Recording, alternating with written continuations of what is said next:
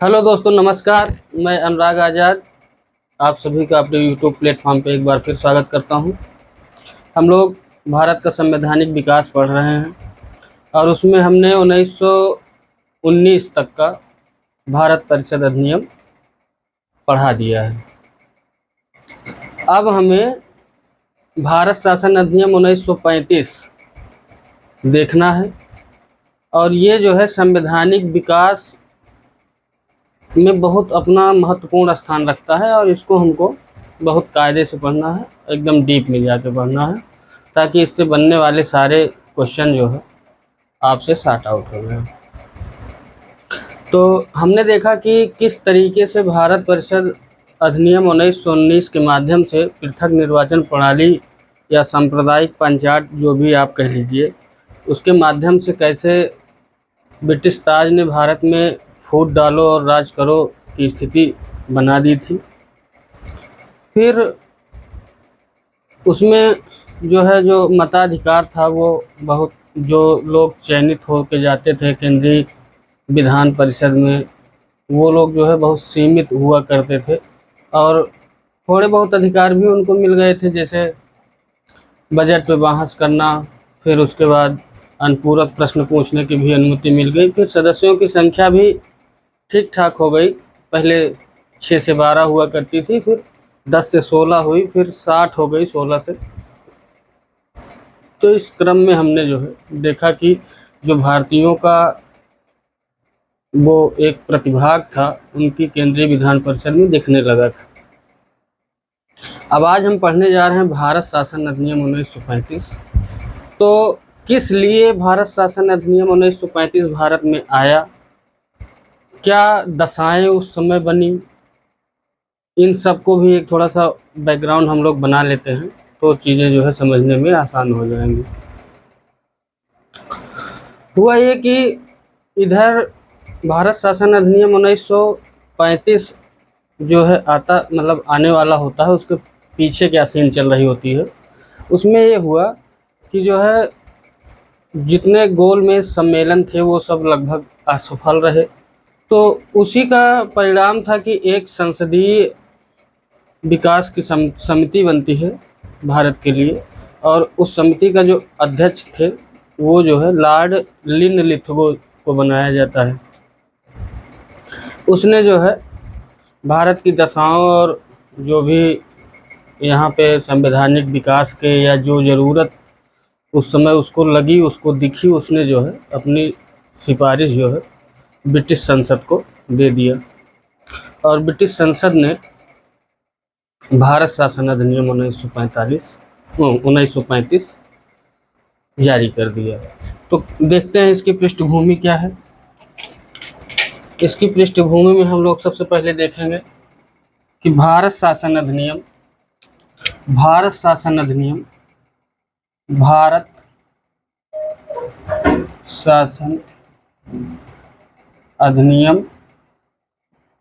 1935 क्या कारण बना, क्यों आया इंडिया में। हमने बताया कि जो गोलमेज सम्मेलन थे, गोलमेज सम्मेलन, वो क्या हुआ, गोलमेज सम्मेलन जो थे वो लगभग असफल हो गए। इन सारी असफलताओं को देखते हुए, भारत में जो कलह मची हुई थी उसको देखते हुए ब्रिटिश संसद ने जो है भारत में संसदीय समिति बनाई और एक समिति बनी, संसदीय समिति। भारत में विधि निर्माण की प्रक्रिया को देखते हुए, और लिनलिथगो, किसके, लिनलिथगो, ये जो है उस समिति के संसदीय समिति जो संसदीय समिति बनी थी उसके जो है हेड हुए। और इन्होंने जो है भारत की दशाओं का अवलोकन किया और ब्रिटिश संसद को एक रिपोर्ट दी कि हाँ, यहाँ पे इन चीज़ों का विकास या इन चीज़ों को करने से भारत में संवैधानिक विकास या उन पर रूल करने का जो है जो भी अप्रोच उसने दिया आगे हम आप देखेंगे, तो इसमें उसने जो है सिफारिश दिया। तो इनकी सिफारिश पे भारत शासन अधिनियम 1935 बन के आता है, और इसमें जो है इस भारत शासन अधिनियम में 321 अनुच्छेद तथा 10 अनुसूचियां बनाई गई। कितनी अनुसूचियां? आपसे सीधा सीधा क्वेश्चन पूछता है कि भारत शासन अधिनियम 1935 में कितने अनुच्छेद और कितनी अनुसूचियां हैं या थी? तो जो है 321 अनुच्छेद तथा जो है 10 अनुसूचियां थी। अच्छा, ये भी तय हो गया था कि अब जो भारत का शासन है इसी एक्ट के माध्यम से चलेगा, और इसमें जो प्रावधान थे सब तो नहीं, मगर अधिकतर जो इसमें प्रावधान थे उसको भारतीय संविधान सभा ने अपने संविधान में रखा हुआ है। तो जो मतलब कहने का ये है कि जो हमारी सहूलियत से जुड़े हुए इसमें प्रावधान थे उसको जो है हम लोगों ने रखा है, और जो हमारी सहूलियत के नहीं थे, वो ब्रिटिश सत्ता के लिए काम करने वाले थे, उनको हमने खारिज कर दिया है। इतनी बात समझ में आ गई होगी। तो क्या कारण बना? गोलमेज सम्मेलन का असफल होना, फिर संसदीय समिति के माध्यम से लिथगो द्वारा रिपोर्ट देना, और इसी सब बेस के आधार पे 321 अनुच्छेद तथा 10 अनुसूचियों का एक भारत शासन अधिनियम भारत को इंट्रोड्यूस कराया जाता है। तो इंट्रोड्यूस हो जाता है। उसके बाद जो है अब हम देखेंगे कि इसमें प्रावधान क्या क्या किए गए। तो प्रावधान के बढ़ते हुए क्रम में हम देख रहे हैं, इसमें हम देखेंगे कि जो हमने आपको बताया था कि एक 1858 का एक्ट आया था, 1858 का एक्ट आया था, ठीक। और इसमें क्या प्रावधान किया गया था? इसमें प्रावधान किया गया था जब 1857 की क्रांति होती है और शासन सीधा ब्रिटिश ताज के हाथ में चला जाता है, तो इसमें जो है एक प्रावधान किया गया था कि जो अब भारत का शासन होगा उसके लिए ब्रिटेन में बनी एक गृह सरकार होगी, जिसमें एक राज्य सचिव और उसकी परिषद में 15 सदस्य दिए गए थे। दूसरा, वायसराय इंडिया में जो है गवर्नर जनरल था, उसका नाम वायसराय कर दिया गया था, और उसमें उसकी परिषद में भी 5 सदस्य थे, 4 सदस्य थे, एक विधि सदस्य जुड़ गया था। उसके बाद आपने देखा कि उसमें एक तमाम तरीके से प्रावधानों के माध्यम से उसमें भारतीय सदस्य और उसके माध्यम से फिर आगे सदस्य जुड़ते चले गए थे। तो ये जो 1858 का एक्ट था, इसको भारत में निष्क्रिय कर दिया गया कि जो 1858 का एक्ट था, 1858 का एक्ट भारत में समाप्त कर दिया गया। क्या कर दिया गया? समाप्त कर दिया गया, ठीक।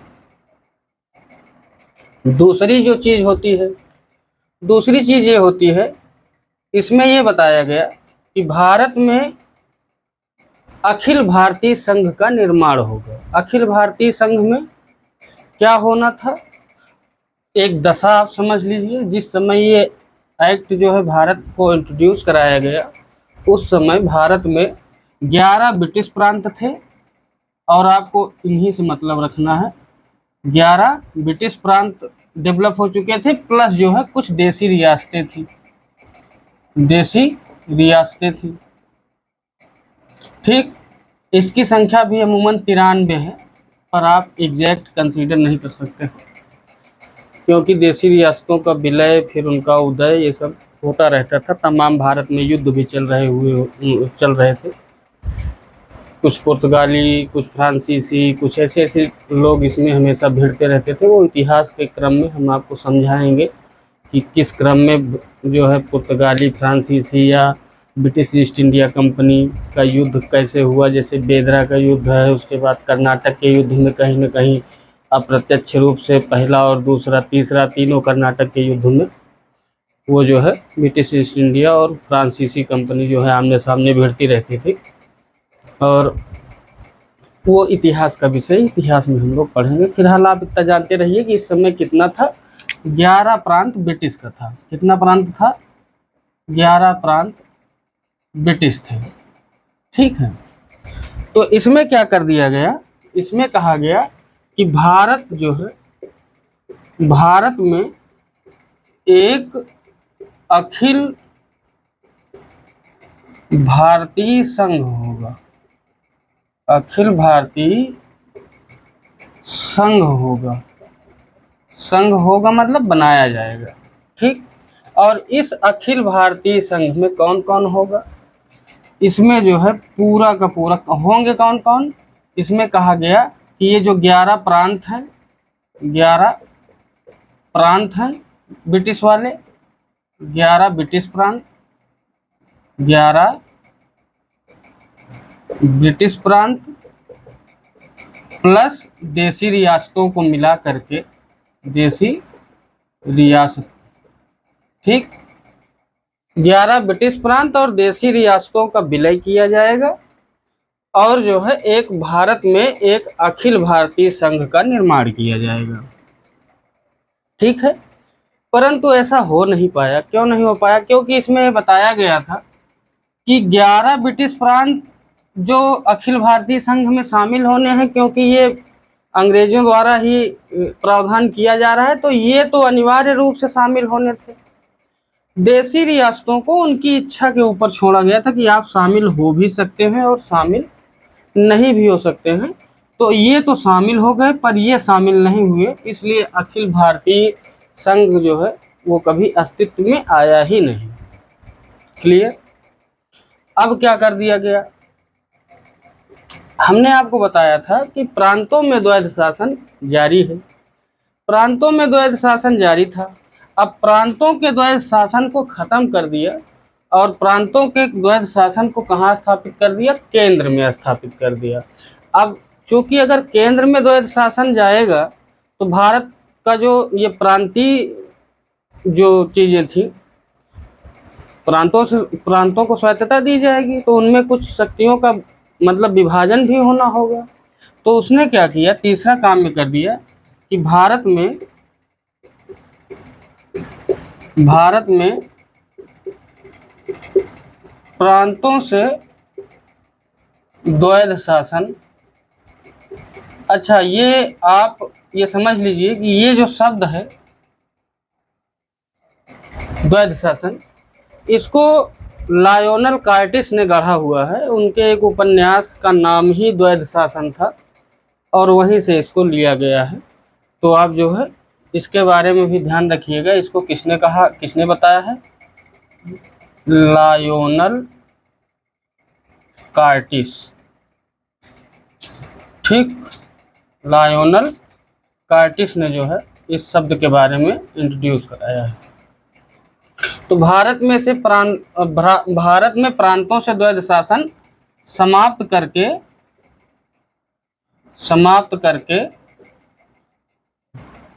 केंद्र में द्वैध शासन स्थापित कर दिया गया। ठीक, स्थापित कर दिया गया। आशा है इतनी बात समझ में आई होगी। भारत में प्रांतों से द्वैध शासन समाप्त करके और केंद्र में द्वैध शासन स्थापित कर दिया गया। अब जब द्वैध शासन स्थापित हो जाएगा तो इसमें शक्तियों का बंटवारा भी किया जाएगा। तो शक्तियों के विभाजन को लेकर के, शक्तियाँ किस पे होती हैं? शक्तियाँ मूलतः जो है विषय पे आधारित होती हैं। जैसे एक विषय हम बता दें कि जैसे मान लीजिए कि न्याय विषय है, शिक्षा विषय है, शिक्षा के साथ स्वास्थ्य विषय है, राजस्व विषय है। तो ऐसे ऐसे करके जितने भी भारत में उस समय वर्तमान में जो विषय थे, उन पे जो है शक्तियों का बंटवारा कर दिया गया और एक संघ सूची बनाई गई। क्या बनाया गया? संघ सूची। और इसमें जो है 59 सब्जेक्ट रखे गए। फिर राज्य सूची बनाई गई। राज्य सूची, आज आप ये कमेंट करके बताइएगा, इसमें जो है 54 विषय रखे गए। और समवर्ती सूची, समवर्ती सूची, समवर्ती सूची में 36 विषय रखे गए और जो बचे उनको जो है अवशिष्ट विषय जो है, अवशिष्ट सूची, कौन सूची? अवशिष्ट सूची में रख दिए गए। और इन विषयों में कानून जो बनते थे उसका अधिकार जो है किसको दिया गया? वायस राय को दिया गया। समझ में आया?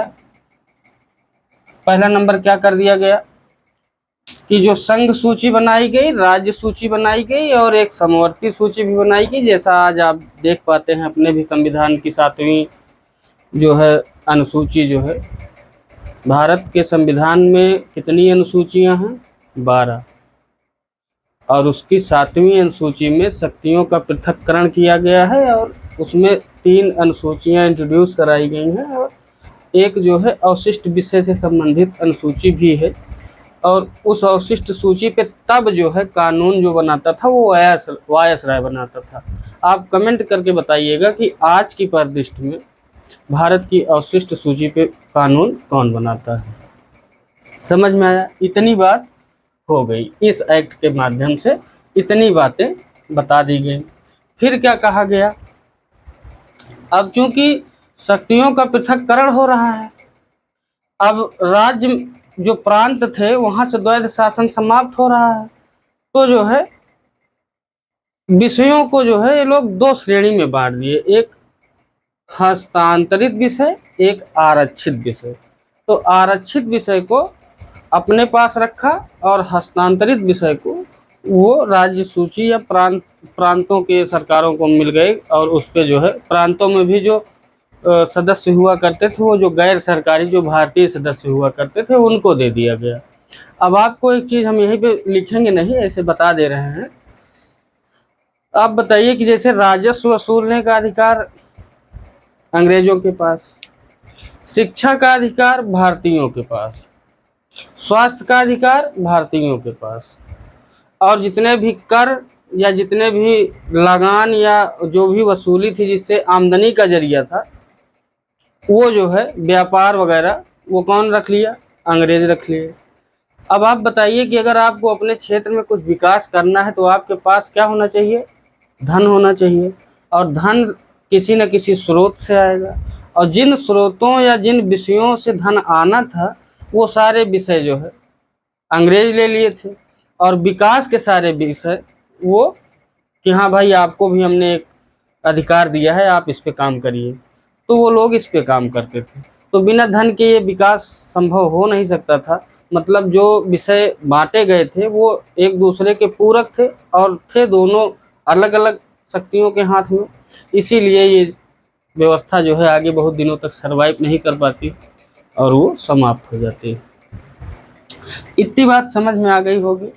अगर इतनी बात समझ में आ गई है कि संघ सूची और ये सारी चीज़ें हो जाती हैं तो फिर मैं इसको इरेज करता हूँ और इसके आगे जो है बताता हूँ। तो इसको हम लोग इरेज कर देते हैं।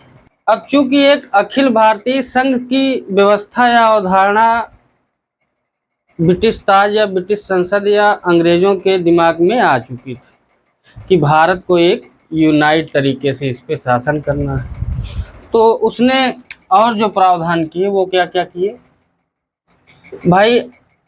अगर जो है कोई संघ होगा, अखिल भारतीय संघ होगा या भारतीय संघ होगा, तो इसके लिए जो है न्याय व्यवस्था चाहिए। तो जो है संघीय न्यायालय की स्थापना हुई। संघीय न्यायालय की स्थापना का प्रावधान इसमें किया गया और 1937 में स्थापित हो गया। समझ में आई इतनी बात? संघीय न्यायालय की व्यवस्था की गई और 1937 में ये स्थापित भी हो गया। दूसरा क्या किया गया, अब भाई अगर जब देश एक होगा, अभी तक तो धन का जो सिद्धांत था वो यहाँ से ले जाते थे, वहाँ व्यापार में लगाते थे, जो मुनाफा होता था वैसे वैसे ऐसे बढ़ाते जाते थे। तो इन्होंने क्या कर, भारत में मुद्रा और साख नियंत्रण के लिए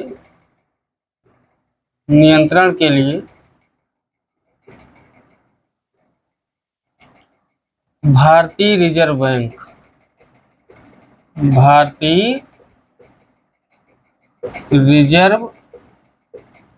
बैंक की स्थापना किया। ठीक, भारतीय रिजर्व बैंक की स्थापना। समझ में आया कि भारत में मुद्रा और साख नियंत्रण के लिए भारतीय रिजर्व बैंक की स्थापना कर दी गई। एक संघीय न्यायालय कर दिया गया। देखिए कैसे सेंट्रलाइज्ड हो रहा है, सारी चीज़ों को कैसे केंद्रीकरण किया जा रहा है। ठीक, फिर क्या कर दिया गया, इसी एक्ट के माध्यम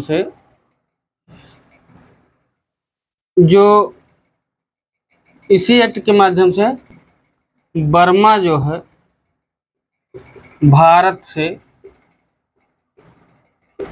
अलग हो गया। ठीक, अलग हो गया। ठीक, फिर क्या कर दिया गया, दूसरी जो व्यवस्था की गई, बर्मा तो भारत से अलग कर दिया गया। फिर ये हुआ कि जो 11 ब्रिटिश प्रांत थे, हमने आपको बताया कि 11 ब्रिटिश प्रांत थे।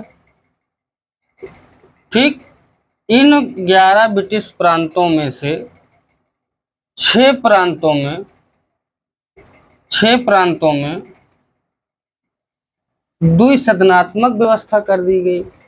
6 प्रांतों में क्या कर दिया गया, द्विसदनात्मक, जैसे अभी अपने यहाँ है द्विसदनात्मक व्यवस्था कर दी गई। द्विसदनात्मक व्यवस्था मतलब एक इन्होंने कर दिया विधान परिषद, विधान आज का मॉडल है ये, और विधान सभा। आपको देखने के लिए आज भी मिलता होगा कि विधान परिषद और विधान सभा का गठन। अब आप कमेंट करके बताइएगा कि भारत के कितने राज्यों में विधान परिषदें हैं। ठीक है, और इसका एक शॉर्टकट भी है, अंधा महा उज्बक है तेलंगाना का।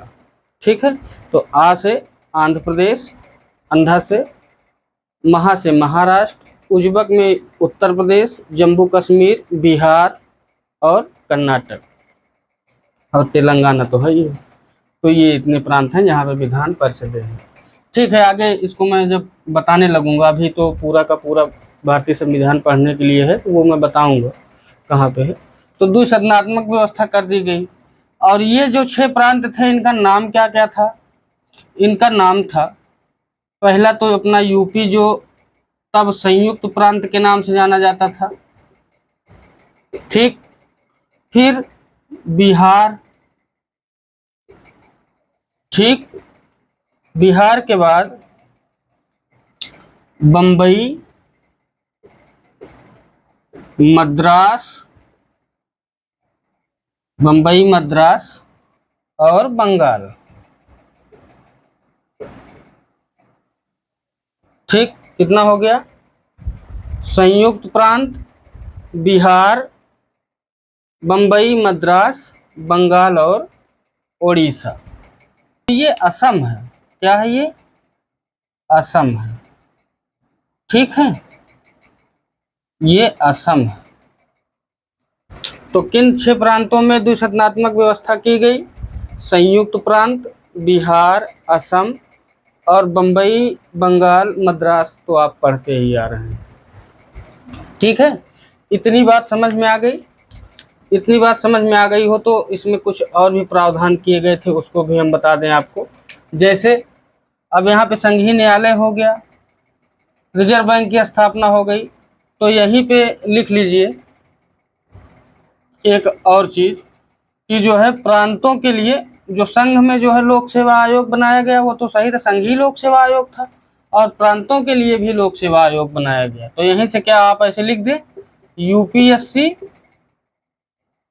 प्लस प्रांतों के लिए क्या होता है, प्रांतीय लोक सेवा आयोग, प्रांतीय लोक सेवा आयोग। ठीक, संघीय न्यायालय तो था ही, और उसके साथ ही साथ क्या कर दिया गया था, यूपीएससी और प्रांतीय लोक सेवा आयोग का भी गठन कर दिया गया। और जो मताधिकार था, मताधिकार और बढ़ाया गया। मताधिकार, मताधिकार में क्या किया गया, मताधिकार में मजदूर, महिलाएं, मजदूर, महिलाएं प्लस मजदूर प्लस महिलाएं प्लस जो है कमजोर वर्ग, कमजोर वर्ग मतलब दलित। ठीक ना, ये अवधारणा नहीं होनी चाहिए कि कमजोर वर्ग दलित होता है, दलित को भी मताधिकार दिया गया।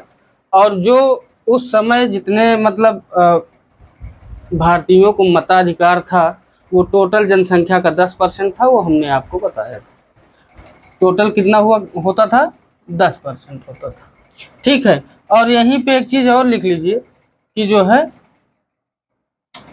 ये जो उड़ीसा है, 1936 में उड़ीसा जो है अस्तित्व में आ गया था, अस्तित्व में आया।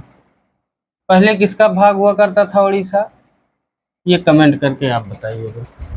ठीक है, ये सारा प्रावधान किसका था, ये भारत शासन अधिनियम 1935 के माध्यम से था।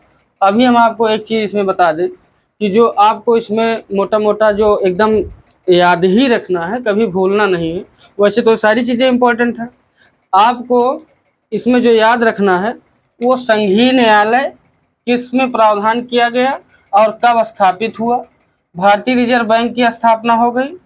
दूसरा इसमें से क्वेश्चन पूछता है कि बर्मा भारत से अलग किस अधिनियम के अंतर्गत हुआ था, तो भारत शासन अधिनियम 1935 के माध्यम से।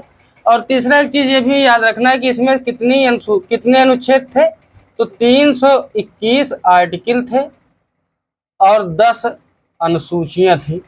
ये आपको जरूर याद रखना चाहिए कि कितना इसमें जो है अनुच्छेद था और कितनी अनुसूचियां थी।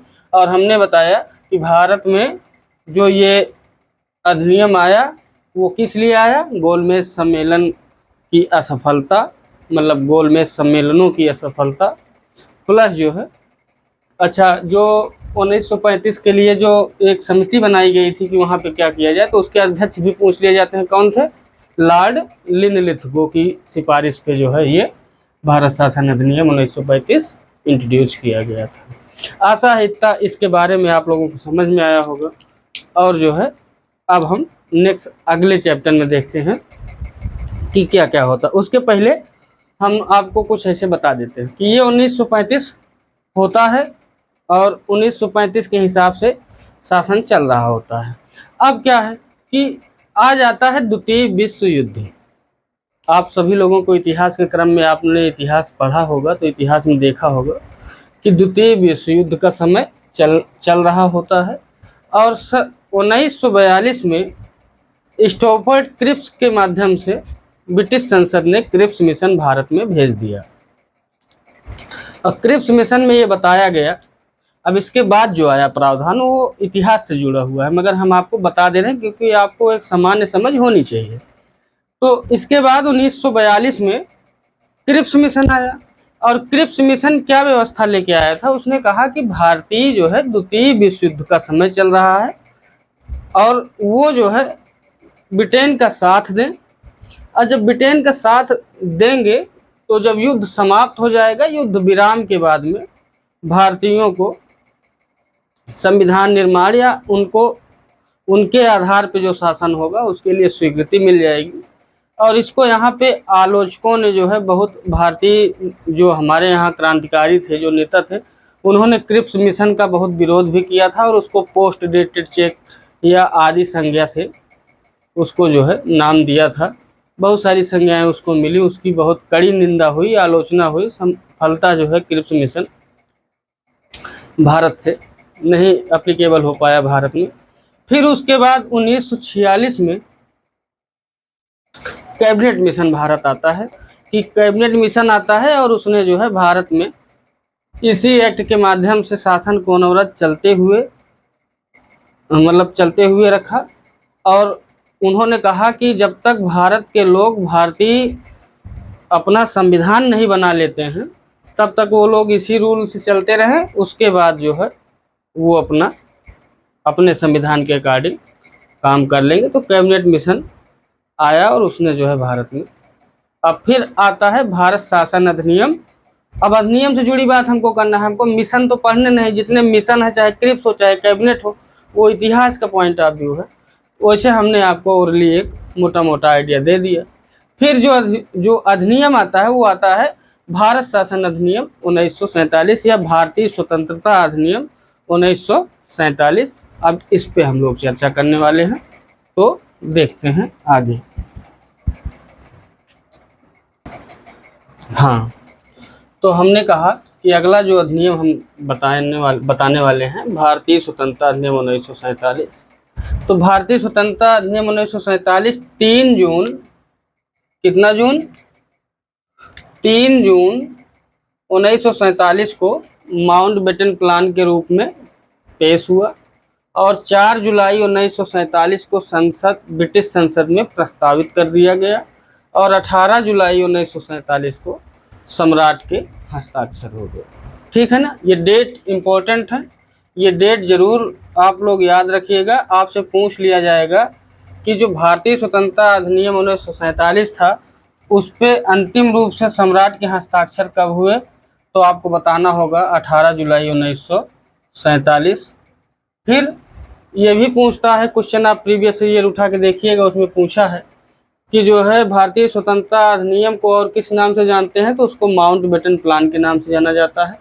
फिर दूसरा ये पूछ लिया जाता है कि भारतीय स्वतंत्रता अधिनियम जो है वो ब्रिटिश संसद में कब प्रस्तावित किया गया।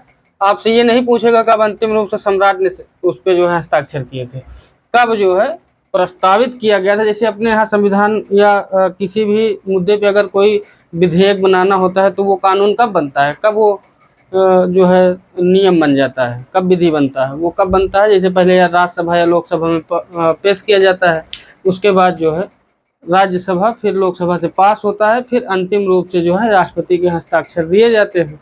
और राष्ट्रपति जो है हस्ताक्षर करने के लिए बाध्य है कि नहीं है, और वो बाध्य अगर था तो कब तक था, और उसको जो है एक बार फिर से वापस देखने के लिए, पुनर्विचार के लिए भेज सकता है। ये प्रावधान कब किया गया, मैं आपको एक हिंट दे देता हूँ कि जब मोरारजी देसाई जो है प्रधानमंत्री थे, तब जो है ये प्रावधान किया गया था, राष्ट्रपति की शक्तियों में थोड़ी बहुत जो है इजाफा किया गया था।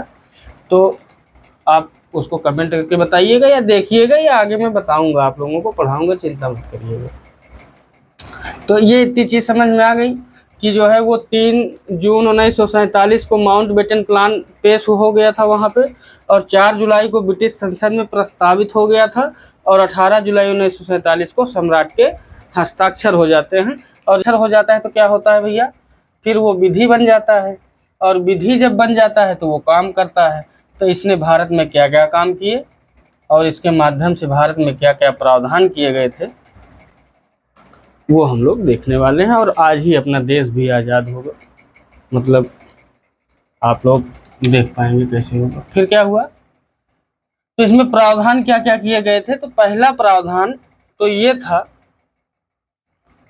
कि जो है इसने भारत प्लस पाकिस्तान, ठीक, भारत प्लस पाकिस्तान, दो देशों का सृजन किया। ठीक है,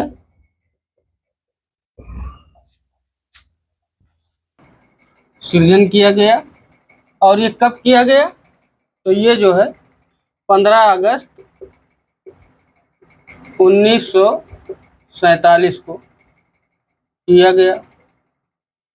अब जो है ये कब हुआ? 15 अगस्त 1947, मतलब 11 अगस्त को मेरा जन्म हुआ और जो है 15 अगस्त को ये घटना हो गई।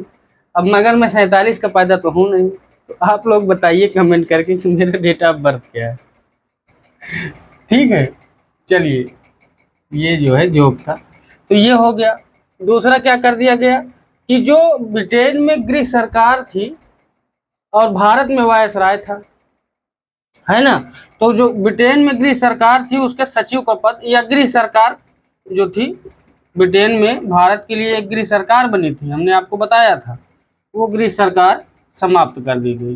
गृह सरकार समाप्त कर दी गई, ठीक।